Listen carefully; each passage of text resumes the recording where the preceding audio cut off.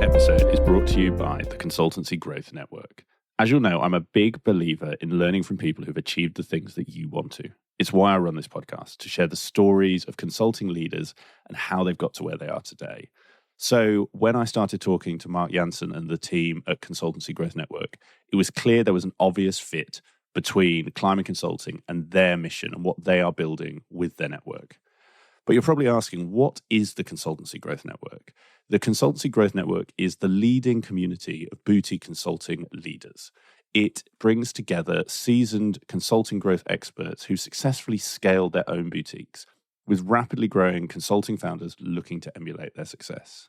Now, you might be thinking, who are these growth experts? What do they actually know about consulting?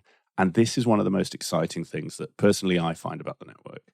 The team at the Consultancy Growth Network have searched far and wide for some of the best boutique consulting leaders to help their members on their journeys, some of which I have previously interviewed for this podcast, such as Don Morehouse and Augusto Negrillo.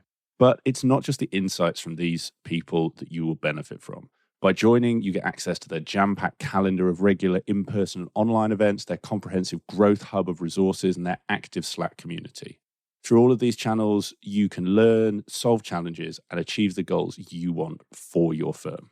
And now, if that wasn't enough reason to sign up, the Consultancy Growth Network is giving all listeners to this podcast a special sign-up offer. If you join for 12 months, you join for that next year, you will get your 13th month for free, giving you that extra month to continue to build on everything you're learning and continue to benefit from the network. To sign up, just visit consultancygrowthnetwork.com or contact their partnerships director, Luke at consultancygrowthnetwork.com. And when you're talking about joining, mention Create Engage or Climate Consulting, and you will get that special sign-up offer. Hi there, everyone. Thank you for joining us.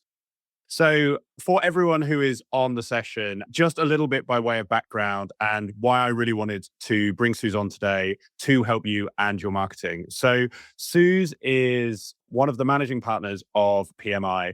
PMI are a global consultancy that has been making a real impact in the world of performance improvement, with a dedicated team of 50 consultants working across consultancy, training, and apprenticeships. Suze, I know you've described your team as a true Deming boutique, and I'll let you explain more what that is, but really about being rooted in the principles of quality, continuous improvement. I think for today, and to set the scene, and then I will pass over to Suze for anything I may have missed. In terms of the journey, we actually worked with PMI way back, almost 7 years ago. I think, Suze, I think you know this, you were one of our first ever clients. And we went on a fantastic journey together, and one that you then took forward into and beyond COVID. And I think we're going to talk about a lot of exciting things there, because your team are industry practitioners first, consultants second. And I think that's really important to that journey. But I don't want to dive in too far. I will pause. Hopefully that has done you justice, but please do fill in the gaps for our audience if I've missed anything. No, I think absolutely. We first met, I believe, beginning of 2019, and there was, it was a leap for us. It was a leap for us to engage, create engage, and that Rich Seddon, our CEO, he'd seen a video of you, and he said to me, "Well, this sounds like this kind of guy we should be talking to," and he was right. And we did some great work together, and it changed everything. Amazing. Well, and thank you, Susan. And for me, I'm really excited to share as much the journey we started as the journey that you and the team have gone on since. Because for today, and why I really wanted to share this story is, I think it's such a great story of what you can do if you make marketing the focus, whether you work with an agency, whether you do it internally, and you as a team have truly done that. I know we joked about this just before we kind of came on air, so to speak, because you kind of teased me with, we've actually just got the team doing some stats, and a bit like one of those Hollywood movies. Let's start at the end. Can you, just for our audience to really set the context, what were those stats you've got? Because we're then going to go on the whole journey of how you got there. Yes. And of course, we're a performance improvement consultancy, so we've always got stats and we're always looking at data. But very specifically, I thought actually it'd be very interesting to go back to when we started in 2020 and say, from that first, and it was a webinar, from that first webinar, we've now done 104 webinars, and that has totaled 956,280 minutes of content that have been Wow. delivered. For our clients, of course, they can be used as CPD. We've had over 22,500 views of those webinars. We've done live streams as well as live interactive exercises.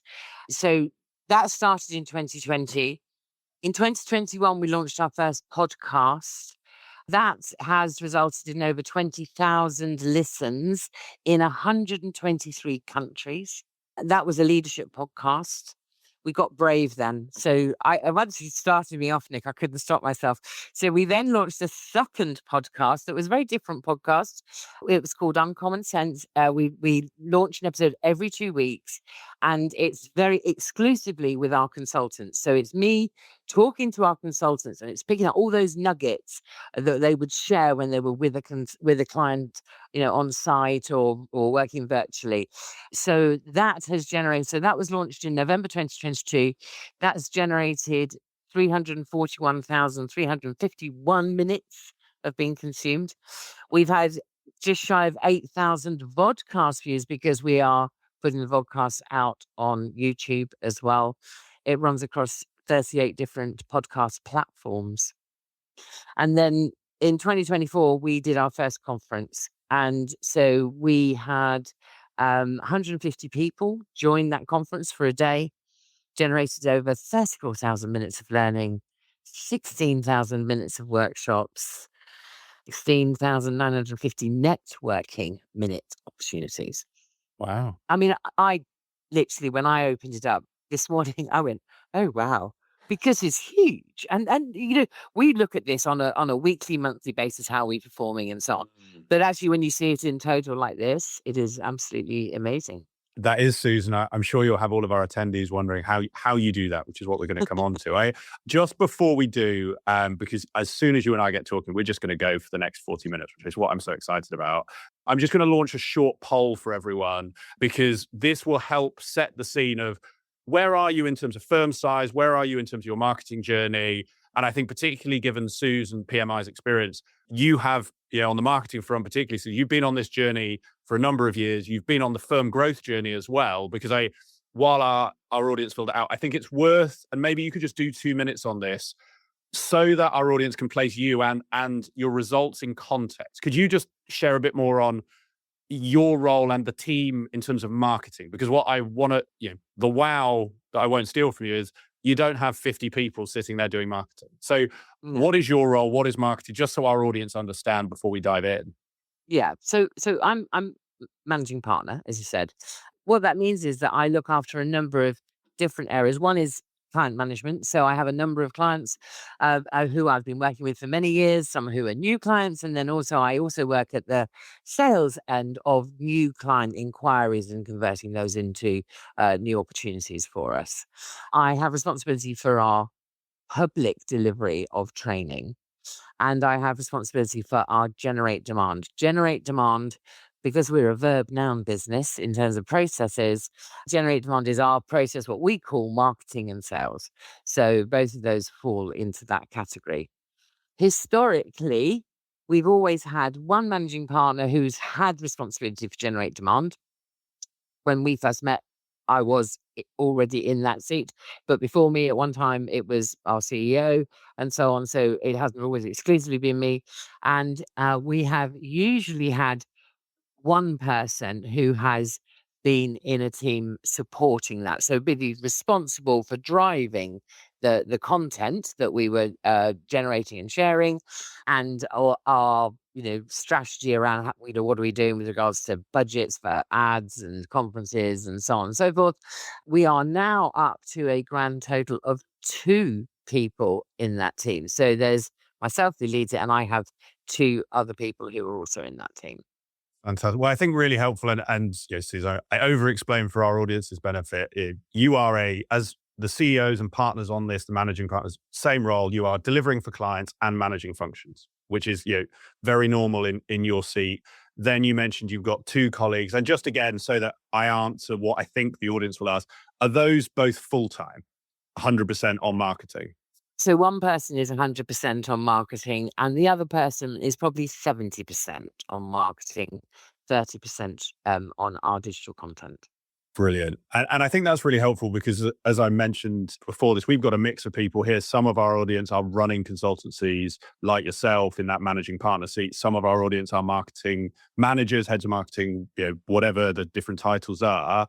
But I think the really important thing as we go into this for you watching this, our audience, is what has been achieved here is by a firm of your size. And we should also say, Suze, we worked together for the first year prior to COVID. And since then, you have done this yourselves. So I'm happy to take credit for helping you on the course, but I want to take no credit for your success beyond that. This is all your team. There is no secret layer of us. You might have other support, but there is not a big agency behind you before we kind of carry on. Is that right? Correct. That's correct. That's correct. I mean, I've got to take your mind back, Nick, to beginning of 2020. COVID really hasn't, don't understand it yet. We're not in lockdown. I mean, we're literally in sort of January time. And you, myself, and our CEO had a conversation, and you said, "Now, come on, it's the new year. I want to take you to the next level. I really think that you should consider perhaps webinars. I think you should have a think about that." And I remember sitting back and saying, "Okay, so well, how often would we have to run those?" And you said, "I think you should try monthly." And I fell off my chair laughing. And so don't be ridiculous. Best we can hope for is maybe once a quarter. And you said, "Can I push you to a 6 week?" I mean, literally, this was a negotiation. It was a negotiation, yeah. And we didn't do it. We didn't do it. There was a lot going on at the time, obviously, from January through to the end of March. And one of the decisions we like many companies, we all had to take hard decisions. We were making decisions about furlough. We were making decisions about what are we doing related to our spend. And, to be fair, you and Create Engage weren't doing anything wrong, but it was spend that we had to say, we're not going to spend that. We're going to try and do this ourselves.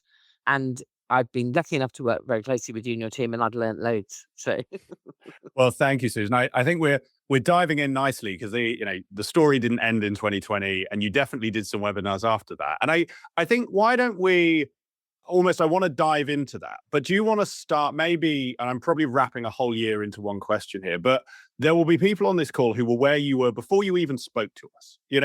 You'd done some stuff, you'd done a bit of this, bit of that, but you were making a shift. And I think, again, it's worth, and maybe I will give my perspective, but I'd welcome yours, is you work in an industry which I would characterize as there is a lot of competition. Performance improvement as a space, there's a lot of competition. And while there's definitely differentiation, what you do is unique, to a buyer, it can sometimes be hard to discern on first pass. So I share that as a setup, but for our audience, let's take me all the way back. Why this type of marketing? Why did you want to call it digital content? What was that shift? So I think we'd had a belief that content marketing we should be adding value to our audience, and therefore a content marketing approach was the right approach for us. Therefore, the work that we'd been doing would have been around producing content, blogs, white papers, commentary on current affairs and events, decisions, and so on and so forth. I remember somebody writing a blog about the result of the World Cup and then using that as an analogy, through the world of improvement. I wrote one about improving flow at my local car wash. We would take kind of everyday events and try and turn that into material that would attach us, build an engagement that we're approachable, we're easy to work with, we're like you. Yeah, we see stuff around us, and so hopefully people would start to want to contact us. We had budget allocated and had for some time, and we were using things like Google Ads and so on that were very specifically trying to drive towards our training that we were offering. But I think the real decision was to make the shift change was, let's get our house in order and plan for growth. And, if you keep doing the same old thing, you're going to get the same old results. So if we didn't want that, we had to do something different. And that was the beginning of talking to you, was we're going to make a step change, in which case we're going to need to learn, invest, and adapt. And that was the beginning of the journey. And I guess for our audience, there will be others who are like you, where you were. And I characterize that as you sponsored some conferences, you attended some things, you paid to be on a magazine or two and some Google ads. Almost, what was some of those conversations you had about, well, is this the right decision? You teed it up there a bit around, we need to do something different to go forward. I guess anyone who is here, who's still in that boat, almost, what was your thought process so they can think, well, maybe we might need to try something different? Because we're going to come on to why it worked. But I'd love to, how would you help our audience think about that problem for them? I mean, there are several things. Obviously, the first is an absolute decision we were three managing partners at the time, a decision that, are we up for this? Are we going to put energy into growth? And if we are, then several things have to change, not just one thing, but several things have to change. We have to consider what are all the things we need to do differently in order to grow. And then there's something about the reality of understanding where our skills and strengths are. And, we're excellent and experts in performance improvement. That doesn't make you an expert in necessarily driving demand through marketing and sales. And whilst, we never wanted to turn, we didn't want to sort of shift and turn into, a sort of ad-driven organization. We wanted it to be about us. And we wanted it to, we believe people buy from PMI because of who we are, what we represent, what our values are. And therefore, any changes we wanted to make, they had to align with that. And so, making sure that we were absolutely clear that was our goal, was to stay true to ourselves, true to our beliefs, and approach things differently by calling in expertise. No, I think it's a great point. And you touched on this a bit with what you achieved or what you are achieving.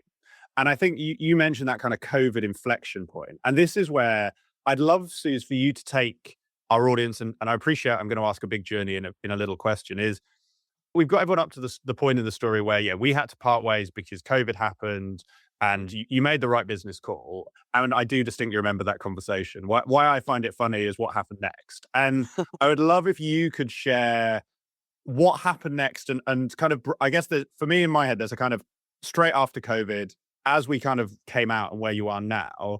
And I share because I think the scale of what you have done and do tees up so many questions our audience will want to know. But do you want to share that? Yeah.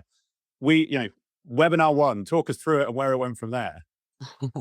So webinar 1 came out of, obviously, we're in lockdown. Okay. Everybody has switched to virtual delivery.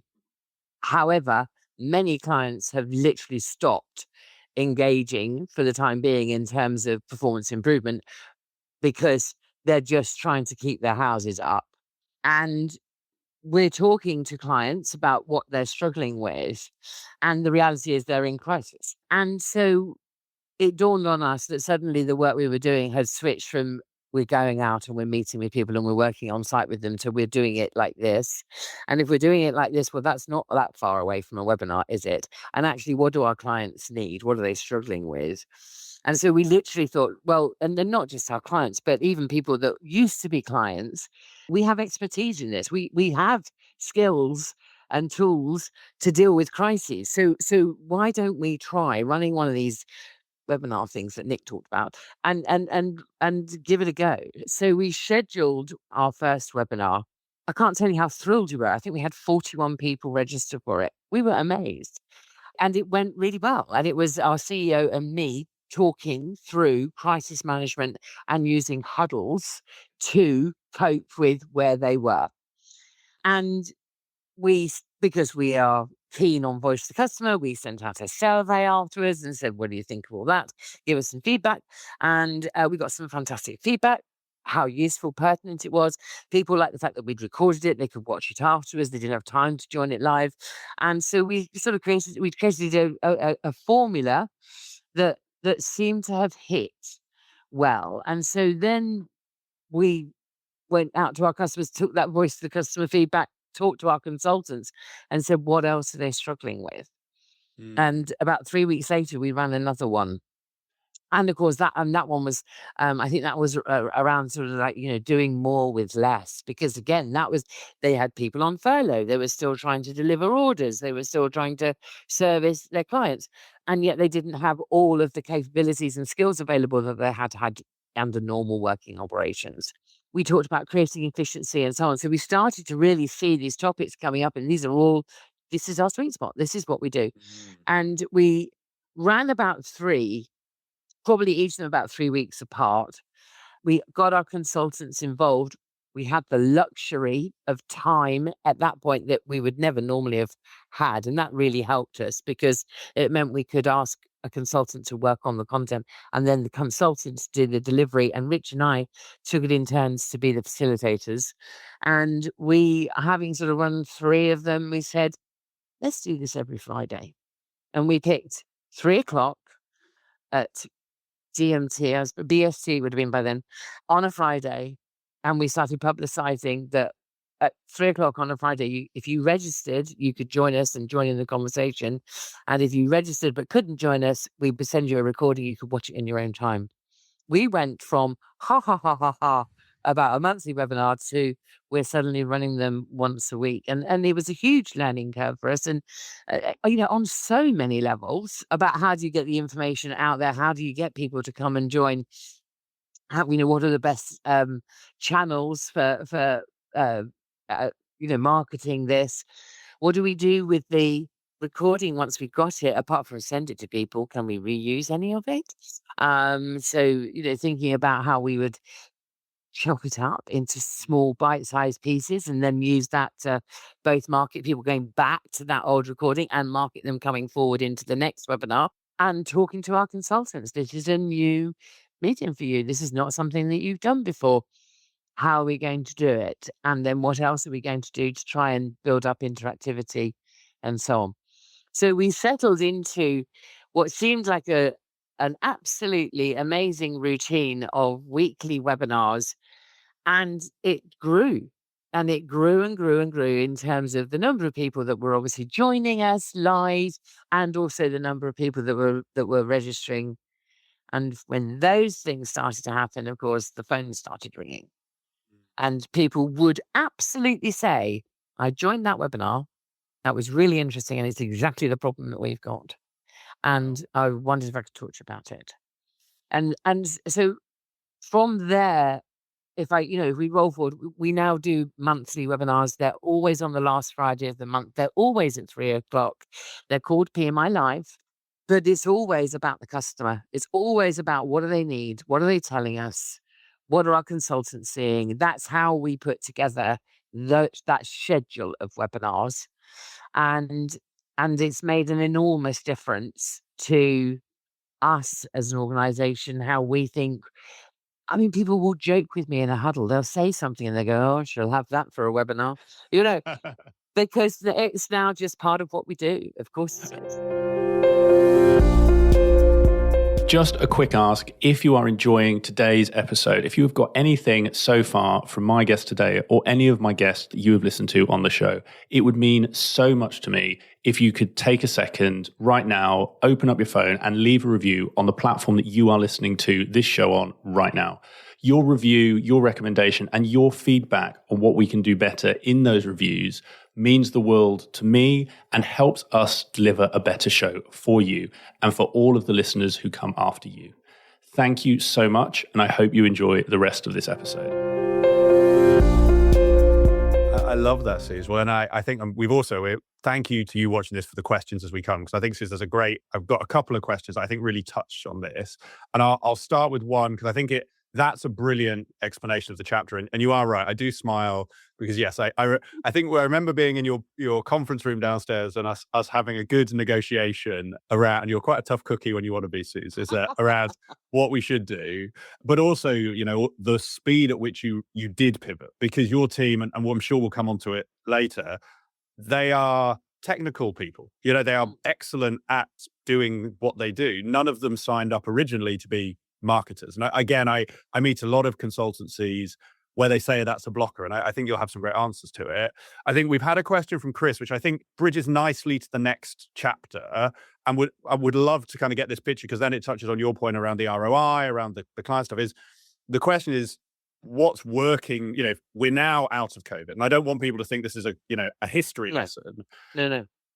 You mentioned it's informing. If we look at 2025 going into 2026, what have you been doing now? How has what started as webinars permeated to everything you do for marketing and for clients? So the other thing that you had mentioned to us was a podcast, and obviously you had the podcast. And so we evolved into having a leadership podcast because one of the things that we we're learning about our audience, and it comes as no surprise, but this is actually people. Yes, of course they want to learn from us, but they also want to learn from other people who have been in their shoes. What are they doing? And sometimes it's interesting when they're in the same sector, sometimes it's interesting in a different sector. So we started a leadership podcast that was called Leading for Business Excellence. It was about a 40-minute podcast, and every month we would have a different guest who would be in a leadership role. They could be in director of transformation, they could be in operations, and they would talk about their journey through operational excellence, basically. And so it was about, again, sharing those experiences that they had had, and also all of those sorts of things of, how did you start? How did you get into it? What do you say to others? What's gone well? What hasn't gone well? Be honest with me, and so on. So that was the next iteration. And then, as I said earlier, we went on to have a second podcast, which started in 2022. In fact, we retired our leadership podcast last year. We looked at the data, and whilst it was healthy, it wasn't growing. It had grown, and then it had plateaued. And we looked at the industries and sectors we covered, and just felt actually it probably has reached where it's going to go. And we've got all of these recordings; anyone can listen to them at any time. Built it into our learning content as well, so it's all there. What else might we do? And so we've actually got a new podcast that we launch on the 18th of March that will be different to that. And so the journey continues, because the content has to be useful to our customers and to our potential customers and to our learners.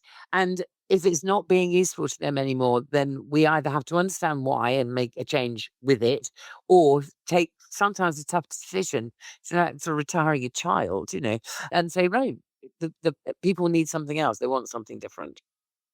No, I think great points. And just to build on that, because I think today there's two big topics I want to cover before the end, which we'll go on to shortly. Is one is to some of the question around what's working. Well, what's working has to be informed by the return on investment. And to your point, the stats, the data, and for everyone who's filled out our survey, and thank you. I mean, Suze, for your benefit, 100% of people have said they are not getting the ROI they want, and those are varying degrees of 60% not as much as they'd like, 31% they're not, and 8% don't know. So I think we've got an Yep. interesting story there. I think then the operationalizing will come to. I think just because I also want to make sure we've covered every facet of how your marketing's informed your work.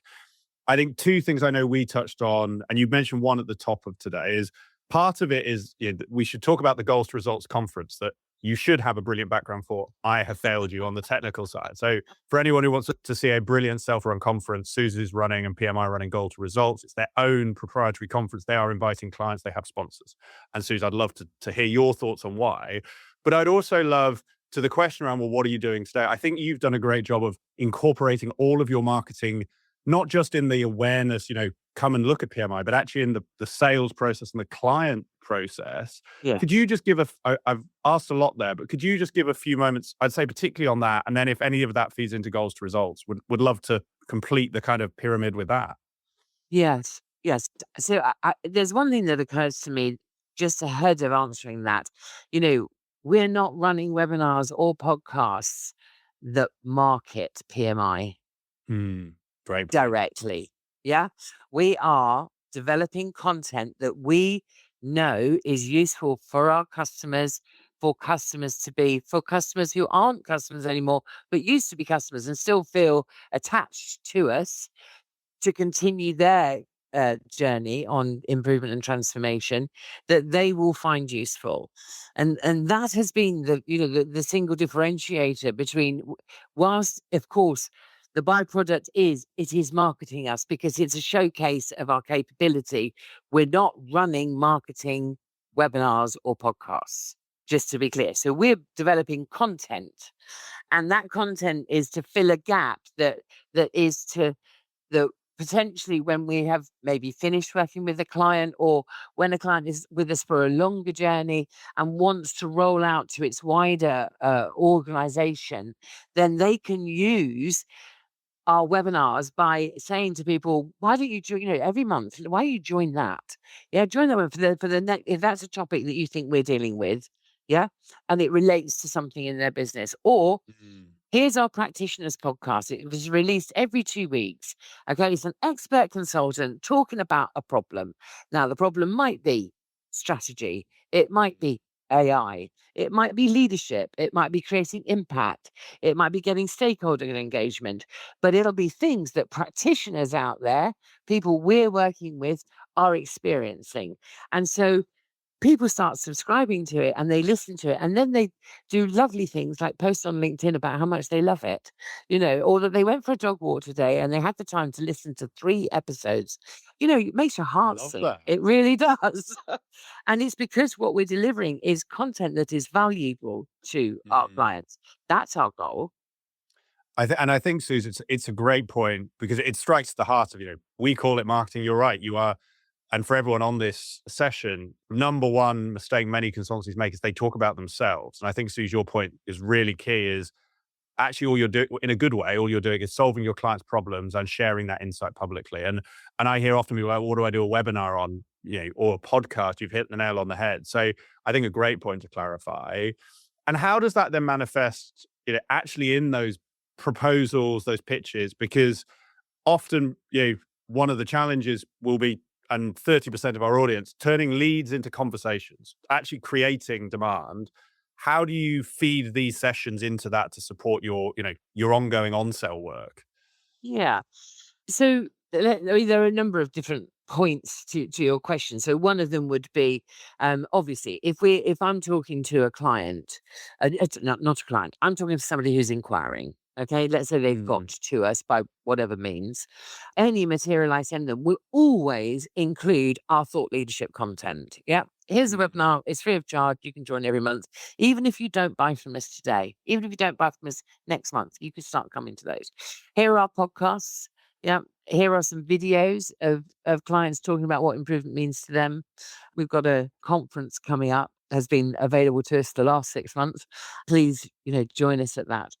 So it's built in to every contact that we have with clients on sales opportunities. We obviously have a CRM system, so we're doing the background stuff that you would expect. We've got marketing lists that confirm both who registered and who attended. Let's say it's, we'll talk about a webinar there. And so we will go back out to that marketing list and give them the copy of the recording. And then we will also follow up with anybody who attended and say, would you like a meeting with the person who is delivering the webinar or our CEO? Because you obviously are interested in this topic. If you'd like to have a chat, then here's a diary link. Let me set something up for you. So we're not doing the hard stuff in terms of a hard push, but we're inviting opportunities to carry on conversations through that. And then, of course, we have when we create opportunities, we always ask, how did you hear of us? And so we will know if somebody says, I came on one of your webinars, I listened to your podcast. And there'll be times where they haven't said that. They said, oh, I Googled you, but actually it's because they came on a webinar. And then Rich Seddon will go, they were on a webinar, and we'll find them in our CRM system and say, they came on a webinar. So we can make those links as we manage all of our opportunities and leads, both very deliberately by creating customer journeys that follow up on interventions, and also those that come inbound, we understand where they came from. That's fantastic. And I think to your point, it's the old "we Googled you" is a great point. The amount of times someone Googled us, and they've got to have started somewhere. And I think, and firstly, to everyone who shared questions, thank you. We've got tons in here that I I really want to get to with Susan. I will get to shortly at the Q&A, just because we have some brilliant detail and kind of specifics questions that, Susan, I'd love to get your take on. But I'll go there for everyone who's shared them shortly. I think, Suze, two last topics, and probably keep each of these to 5. So we've got a good kind of 10 minutes on our Q&A. You've just teased me on the ROI, but I think we should save that, because I think you've hit on, you can see if this had delivered money. And as a performance improvement consultancy, you track these things properly. So I'll save that. But the first question, and this again is something I think will be really valuable for our audience, is you've talked about, well, our consultants are doing this, and right now, I think I've heard you say, I'm running a monthly webinar, 2 podcasts, so 2 bi-weekly podcasts, I think I've heard you say, plus some video, plus some LinkedIn, and we're running a conference.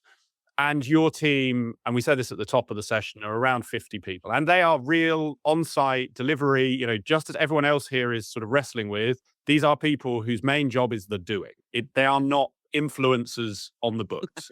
And so, well, maybe Dennis, but I don't know. I don't know what else. Dennis is a star.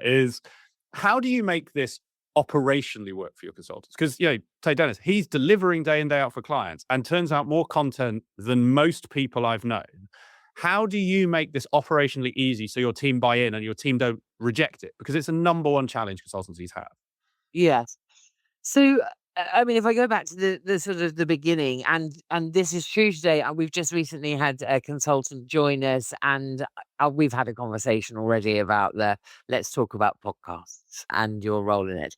So the first thing I would say is that we've always worked quite hard to make sure that the consultant is comfortable. So if I take a webinar, it's got to, we choose the consultant based on what we know their skill set is. I know that sounds obvious. And then we give them time. So we have a resourcing team who plan time in their diaries for them to do the development. So they get a certain amount of time in their diary where they are able to just to focus on that. And of course, we make ourselves available for them to check with us if they want to go over anything, etc. Having already briefed them up front. So they've been briefed, they've had some development time. And assuming they're all good to go, we run a dry run on the morning of the day of the webinar, and then from there they go into the actual webinar in the afternoon on that Friday. And so that's a sort of monthly cycle. We do have a forward schedule that we know that we're heading towards, and that gives us capacity to be able to, or the capability to make capacity, so that we can book people's time and then reserve that as sacred. It's important to us. So therefore, we have to make the time and say, right, well, if we're going to give a day of development time, because Warren is going to be running one in June, then we want it to be in a timely fashion, 2 to 3 weeks before the webinar, that they've got dedicated time. So that's how we've done it with the webinar. With the podcast on Common Sense, I have never made a consultant talk about something. I've asked them, what would they like to talk about? And I've always started with a pre-conversation that says, what are you seeing in the work that you're doing? What are the questions that people are asking you? What epiphanies have you had when you thought, good grief, if only they were doing this, it would be so much better for them. And we have that conversation. And then I say, okay, well, that sounds like there's kind of 3 topics in there. Do you agree? And they go, yeah, I could, and so it's because it's coming from them, and not I'm not pushing it onto them, but it's, it's business gold is what they're coming up with, because it's coming from those customer, facing work that they're doing. And then with them, so we'll have a conversation again, we'll schedule some prep time. I hand it all over to our resourcing team, and I say, I want to record 3 podcasts with Dennis. I don't mind if it's an hour and a half and we'll record 3 in one, or if it's 3 half-hour slots, whichever works best with his diary. So they can then work that around what his other commitments are. Uncommon Sense is a 15-minute podcast. We don't need more than half an hour to go in, have a chat, remind ourselves what we're talking about, go, record, and we're done. Thank you very much. So it is very doable, because we worked to make sure that it can be doable in terms of their time. But operationalizing is about scheduling their time so that they get to be comfortable. Do Do you wish that there was a podcast just like this for your consultancy's marketing team? Well, if that is what you want, then you are in luck, because our Brand and Deliver podcast is exactly what you need. In Brand and Deliver, we dive in to marketing for professional services, learning from the experts at the head of some of the best marketing functions in our industry. You will hear directly from firms who have built and scaled incredible marketing to learn exactly how they do it. If you want to listen or you want to share it with one of your colleagues, search on your podcast app for Brand and Deliver, or go to the Create Engage website, hit podcasts, and you'll find it right there.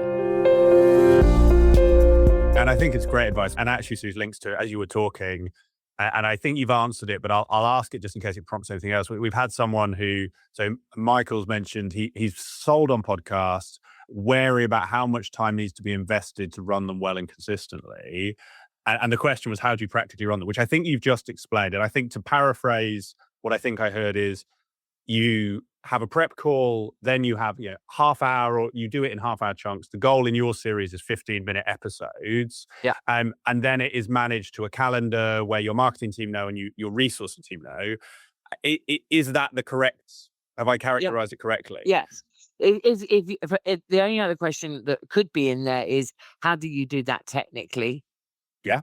And so technically, we use a piece of software called Riverside Studio, and that's our tool of choice for recording for lots of reasons. It's good. I'm happy to talk about it if anyone wants to. I won't bore you now. No, that is really helpful. And I think the tech, to your point, probably a really detailed question we get into later, but I think helpful for people to know, because there are platforms out there that can do this. I know Riverside can edit. Some use the editing, some don't. Do you use the editing, just as out of interest? Does it edit your shows for you, or do you have an editor on top? A bit of both. So Yeah. we allow the AI tool in Riverside to suggest what might be good teasers, snippets, etc., and then we work on that depending on what we think about it. Yeah.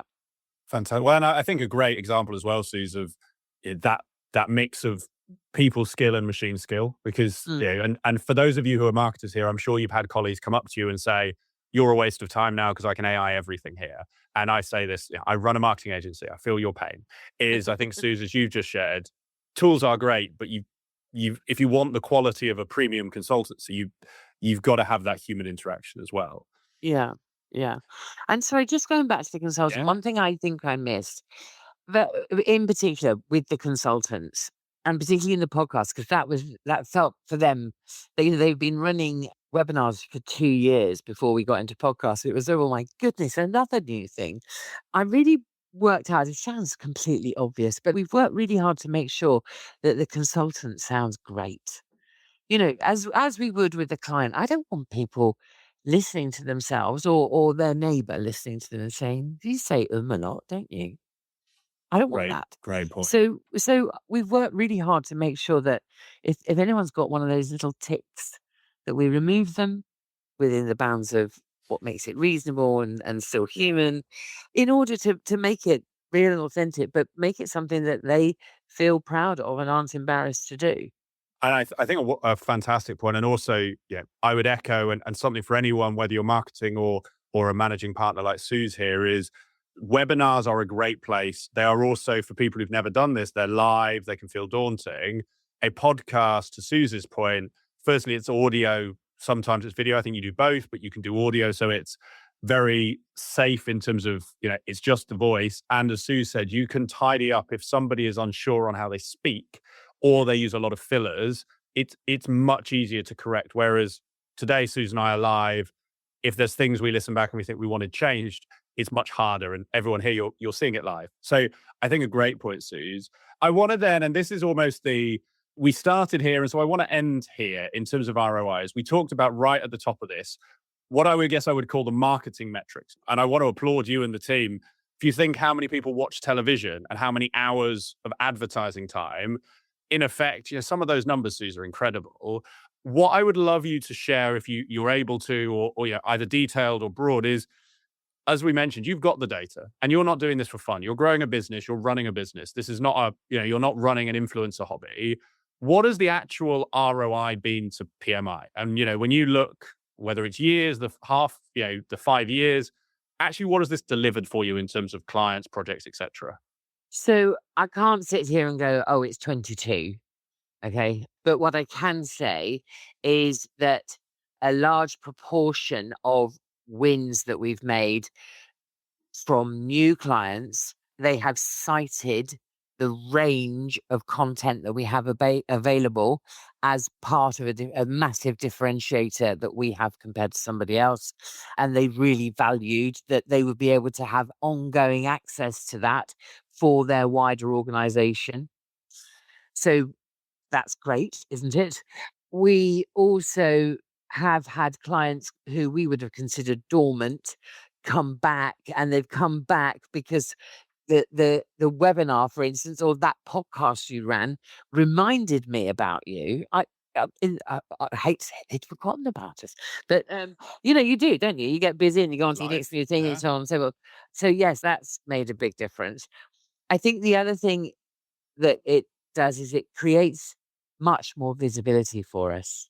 Mm, And our consultants are fantastic and they get visibility as well because we interview clients as well in our podcast mm, and sometimes on PMI Live.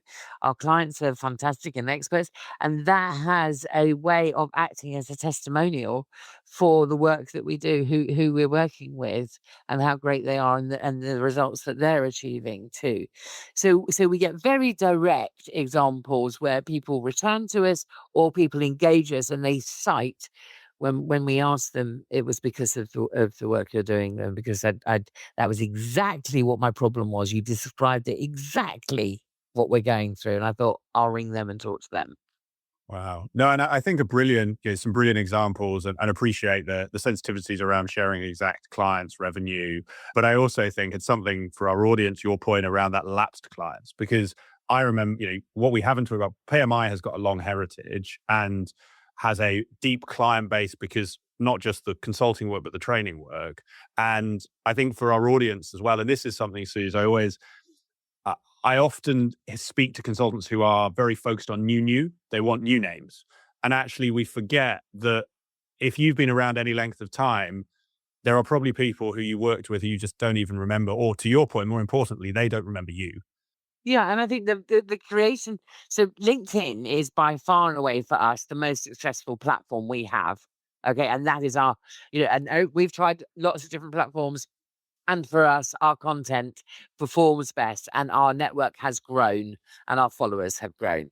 So the visibility, the amount that we are posting around the different types of content that we have that's available. And then, as I say, using that content to snip it up into smaller bite-sized pieces of content, but by question, etc., and posting that. And people are seeing that. So our followers are growing. Therefore, the algorithm is working for us. Therefore, it's getting out to a wider audience and more people get in contact.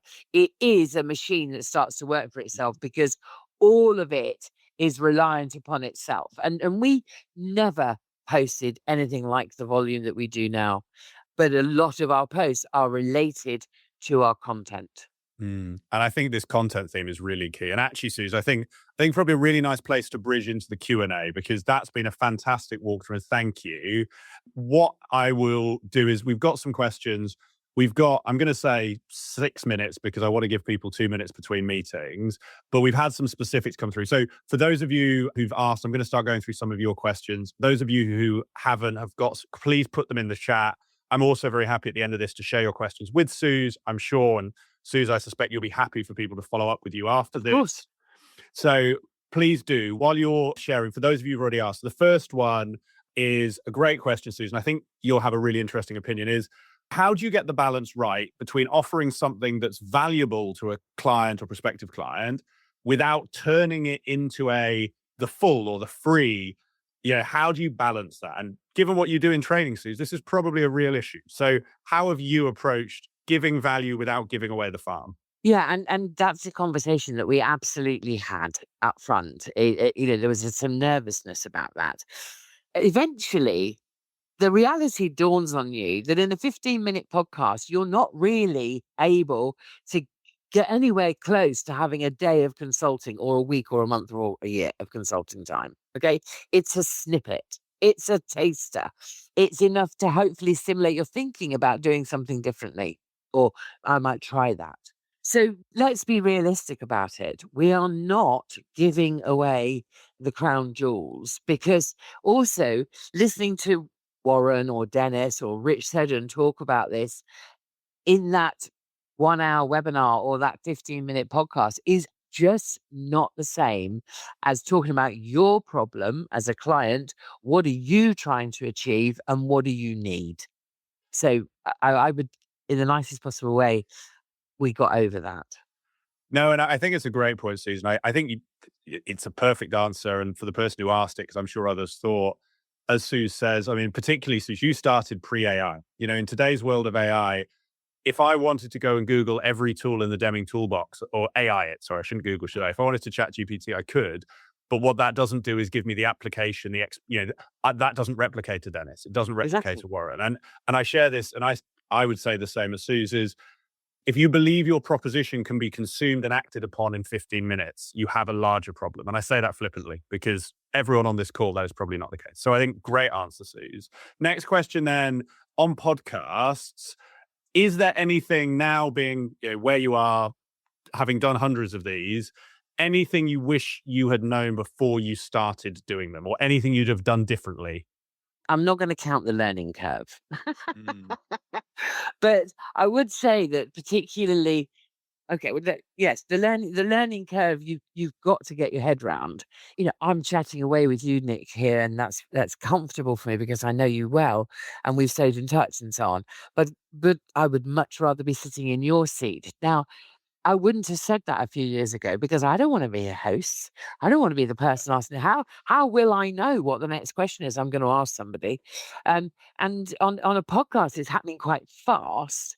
So I would say that don't underestimate how much time you need to practice. We did practice. I ran podcast episodes that have never been published with my consultants, where I treated them as if they were doing the old job they'd done before they worked for us. Yeah, so I got it as real as I could do, and listened to me. I didn't listen to them. I listened to me. How do I sound? Because I needed to not annoy me, because if I annoy myself, I'm definitely going to annoy other people. So I think that getting around the algorithms, not getting around, getting to grips with how the algorithms work, understanding about timing. So when's the best time to release a podcast? And then when do you need the most interaction? And being brave to use the facilities available, tag people and so on. The more you are brave and can do some of that up front, the better it will be for you, because that's what's going to drive the audience. We've never particularly, certainly early days, I mean the first 3 years, because this is still relatively new, we didn't focus hugely on subscribe to the podcast. What's interesting with my new podcast that launches on the 18th of March, gamification. I'm asking for it now. At the end, I say, please subscribe, please share it, please give us a review. I feel braver now. And so I would say that those are some of the things that I do now that I haven't done, and I would definitely recommend you think about doing. Think about your platforms, where you're getting out to, how you're tagging, how you're working the algorithm, and what you're asking for from your audience. I think Sue's fantastic answer. And I think actually a really good place for us to draw to a close. I promised people 2 minutes. So what I just want to do with the last minute, Suze, is say thank you for joining us. And also thank you for sharing. In our industry where we don't get a lot of time as consultants together, I think you shared an enormous amount. And I think you've left our audience also with a clear benchmark of what success is for a firm who wants to get to, is at, or wants to go beyond 50 people, because that's, a phenomenal growth journey. You're on that trajectory to go even further. Thank you. As I mentioned at the end of this, and for everyone, those questions we haven't got to, I will share with Suze. I will share Suze's email. Please do follow up with her. I will also, Suze, share the link to goals to results so that Thank you. people can be in awe of what you've achieved, because we haven't talked about it. And if they want to come and learn, or probably take tips on how to run a conference, they can do that. Any last messages, anything that you would leave our audience with as they kind of close today? What would the thing you'd want them to take away be? Operationalize the way in which you are planning so that you create a rhythm and a routine. Therefore, don't start and then don't do anything for 2 months. Yeah, decide what is it? What's the rhythm we can go with? How would we Today's operationalize episode that is to make brought to sure we you can be by predictable Create for our Engage, audience? the Because if you're going to specialist grow an digital audience, marketing agency for the they will turn disruptive up next management month. consultants. But if you're not there, Now, that's for no good, is long-time it? listeners, And you will probably focus on your already know customer. who we are. You What's may have even important to your heard customer? one of our ads on a Fantastic. previous Well, episode I of think this some great podcast. places for us to end. But for those Thank of you you who very don't, much. And thank here you, is a short everyone, introduction. for joining us. At Create Engage, we help you create an effective marketing strategy for your consultancy, a strategy that will resonate with your target clients. And then we support you by delivering the campaigns you need to turn that strategy into a reality, helping you to build your brand, raise your profile with your prospective clients, and ultimately generate return on investment from your marketing activity. Now, I could tell you about many of the great clients that we work with and the results we've delivered for them. But instead, I'm going to do something much more powerful and something that I would recommend you do for your own marketing. I'm going to let our clients do the talking for us. If you are currently thinking about marketing for your consultancy, you're going to want to listen to this. Create Engage started the process for us. They managed it end to end. They came up with some really creative ideas, and we were really happy with the work that they did, which meant that we could just focus on running the business. Not only did we start conversations with clients that we hadn't spoken to before, but also there was tangible return on investment by some work that we were given. They've helped right from the initial shaping of the idea through to helping us work out what our end goal was. They've supported us with the visual identity and our positioning of the brand. We've had an immediate expansion of our network and have initiated a raft of new conversations with owners, CEOs in target client organisations, and has led to us winning new projects already. One of the greatest compliments, I guess, is that one of our competitors even said that they really like what we're doing with marketing and they wish they could be doing something as good. So from our perspective, we couldn't recommend Create Engage any more than this. I would certainly recommend Create Engage if you're a consulting firm. They really understand consultancies and the sort of challenges we face. And, I don't think you're going to get much better marketing anywhere else. So I wouldn't hesitate to recommend Create Engage. They did a really good job for us. So if you're looking for an agency that can help you achieve the results that our clients just described, then head to our website, createengage.co.uk, where you can find out more about how we support consulting firms like you. You can download our latest ebook and you can get in touch to talk about how we can help you take your consultancy to the next level through digital marketing. I hope you enjoyed today's episode of Climbing Consulting. If you have any guest recommendations, comments, ideas, thoughts on how I can make this show better for you, just drop me an email. It's nick@createengage.co.uk, and I really look forward to hearing from you.